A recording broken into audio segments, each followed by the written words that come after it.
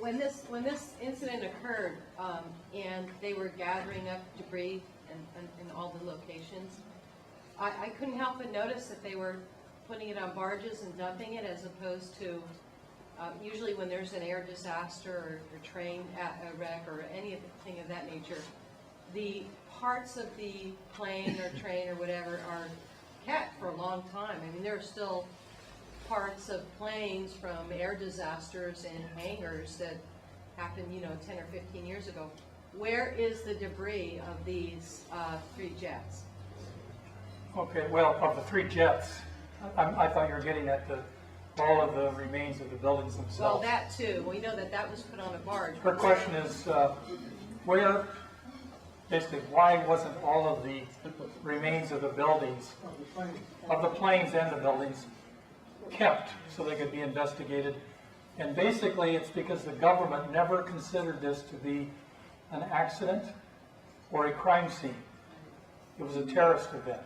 So it didn't go through, it went through its own rules. And their answer is always, there was never any doubt about which airplane it was. That's always their answer. You say, please provide me the tail number, evidence that that was in fact the airplane. They said, there's never any doubt. They don't provide any information. They just come up with that answer.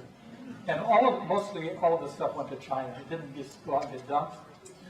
There also is a hangar 17 at JFK Airport that is filled with material that public may get in. So I don't know what all was in there. This kind of cover-up, is it just greed? The question is, what is my speculation on this reason for the cover-up? Well, I think the cover-up, which continues to today, is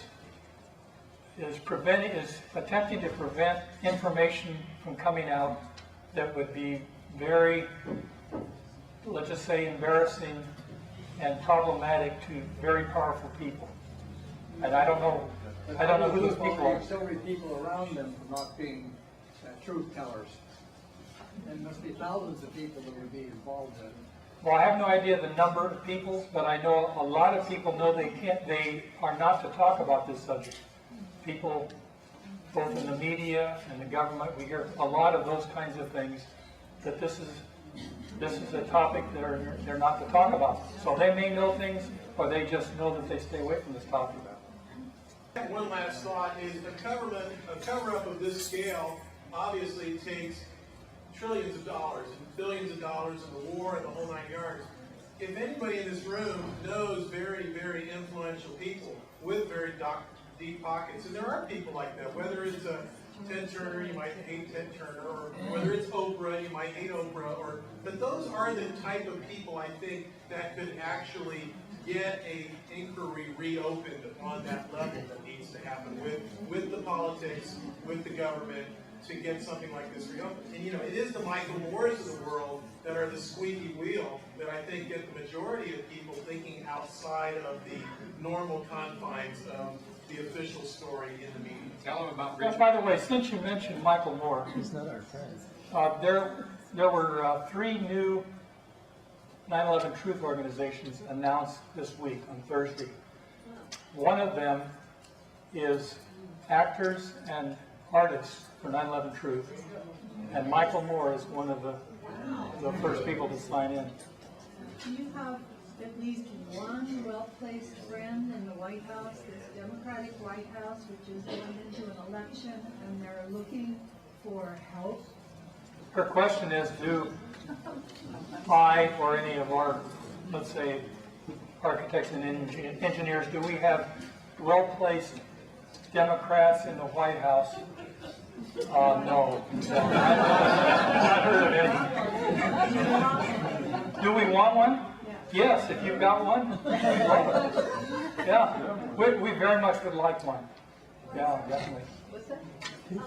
And with regard to 9/11 commissions, I just want to report, because a lot of people don't know, that last year and for a couple of years before that, the people in New York went through this very detailed process of getting enough signatures to put it on the ballot in New York City that they would have a 9/11 commission.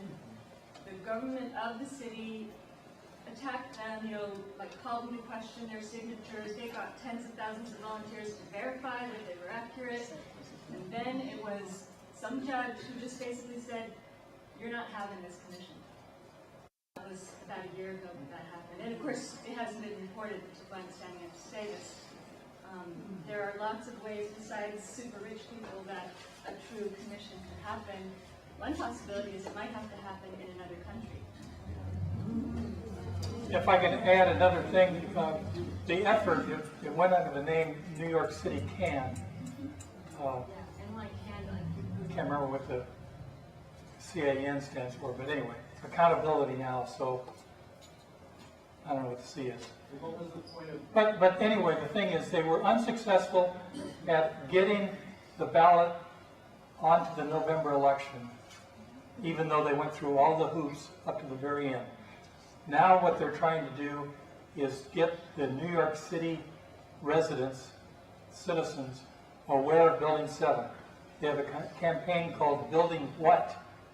What with a question mark.